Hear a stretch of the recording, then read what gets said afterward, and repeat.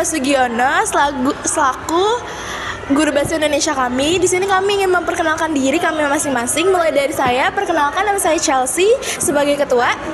Ini Kansa sebagai kota. Saya Egri sebagai pewawancara.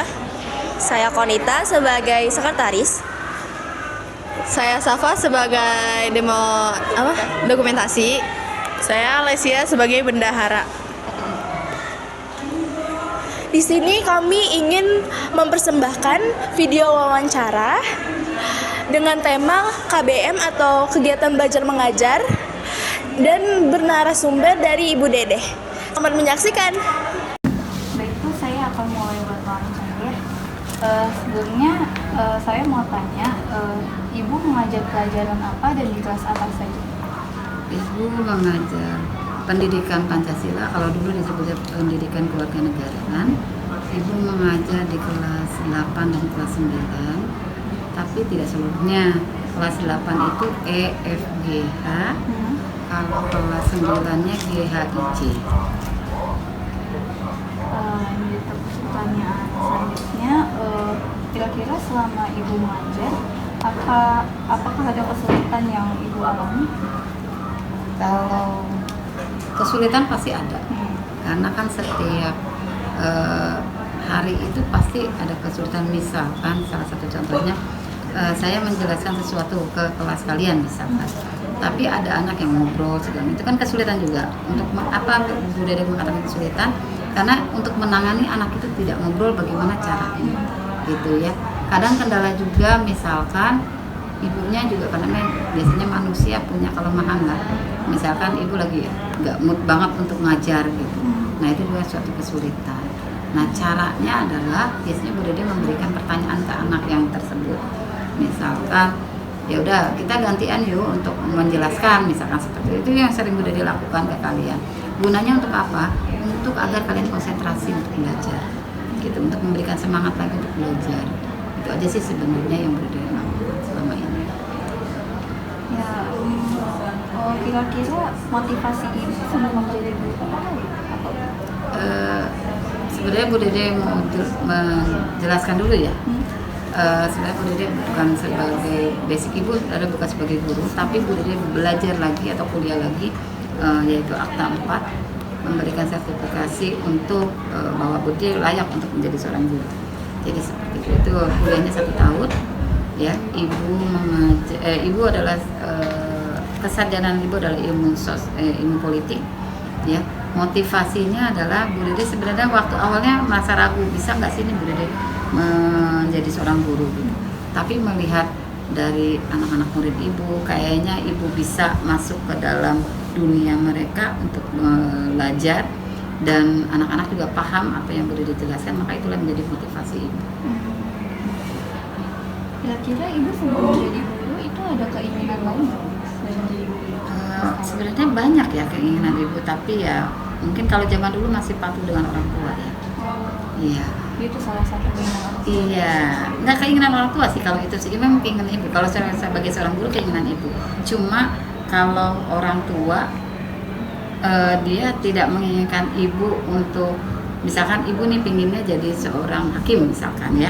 Nah, tapi orang tua tidak menginginkan untuk itu gitu. Jadi Ibu waktu itu pernah kerja di instansi lain juga pernah Ibu lakukan, tapi kayaknya lebih enjoy Ibu adalah sebagai guru gitu. Jadi secara tidak langsung mungkin terpanggil juga ya jiwa ibunya untuk menjadi seorang guru. Menurut Ibu ya, Ibu kan mengajar sebagai guru PKN. Nah, mungkin ada beberapa siswa atau siswi di sekolah Ibu ini mungkin terkadang masih belum terlalu fokus di belajar Ibu di PKN. Kira-kira Ibu ada nggak sih cara buat ngatasin hal tersebut gitu, biar memotivasikan siswa atau siswi itu biar bisa lebih mendalami belajar PKN? Kalau Ibu biasanya Ibu mengganti metode pembelajarannya.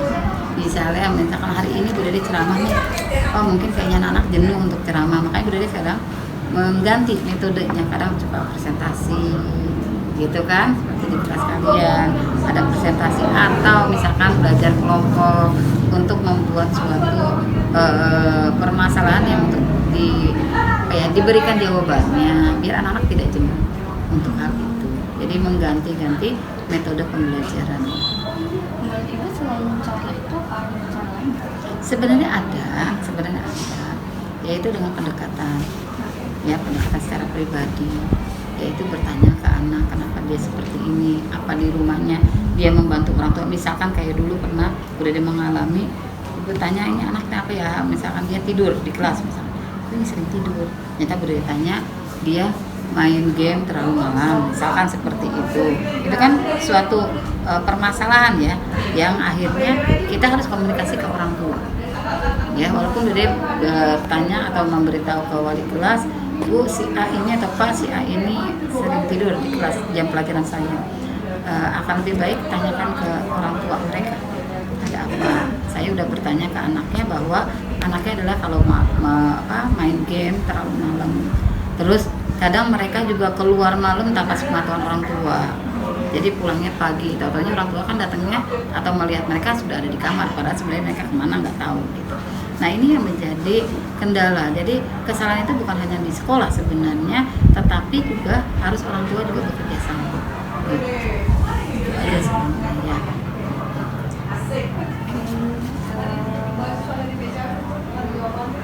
Selain Ibu menjadi guru PKN, Ibu di sekolah ini ada profesi lagi nggak sih? Kayak misalnya mengurus apa gitu? Ibu selain jadi guru, wali kelas, tugas untuk sementara ini adalah sebagai ketua PGRI, Persatuan Guru Republik Indonesia, di SMP Negeri 32. Kira-kira Ibu bisa jelaskan sedikit saja tentang jadi ketua PGRI itu, melakukan apa saja? Iya, PGRI itu sebenarnya kita harusnya setiap sekolah punya organisasi ini, tapi tidak semuanya ternyata, kenyataannya tidak semuanya, hanya beberapa sekolah. Tapi kalau di SD udah punya. Nah, PGRI ini adalah wadah yang memang untuk menyambung ada apa sih sebenarnya, misalkan kita nih kurang paham nih atau ada kegiatan nih untuk hari guru gitu misalkan. Nah, biasanya kita berkomunikasi di antara anggota PGRI ini akan mengadakan apa. Kalau di sini kebetulan banyak ya, di ibu adalah sebagai ketua, tapi di ibu ini punya wakil, punya anggota-anggota lain gitu. Nah ini dikala ibu mau mengadakan suatu acara di PGRI ini kita komunikasi dulu dengan anggota lain. Nah kegunaan anggota ini adalah untuk men-sharing, ada masukan nggak dari anggota lain, misalkan gaji guru dikit, bisa sedikit misalkan. Nah kita nanti sharing lagi ke PGRI yang pusat, atau mungkin misalkan kita mau mengadakan acara besar-besaran nih gitu. Nah kita minta rembukan dulu, musyawarah dulu gitu. Mungkin itu aja sih. Iya. Karena opini juga kayaknya. Iya, oke. Terima kasih banyak Ibu. Iya, sama-sama. Oke. Demikian video tugas wawancara kami dari kelompok Powerpuff Girls. Maaf bila ada salah kata. Terima kasih. Wassalamualaikum warahmatullahi wabarakatuh.